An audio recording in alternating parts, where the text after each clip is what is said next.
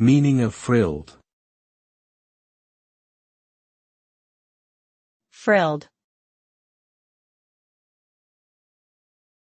Frilled. Frilled. Frilled.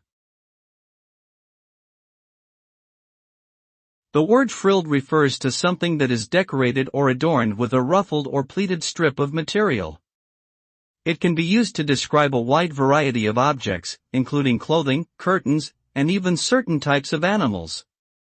For example, some species of lizards are known for their frilled necks, which they use as a defense mechanism against predators. In general, the term frilled implies a level of decorative elegance or sophistication, as it suggests that the item in question has been intricately designed to include these ornamental features.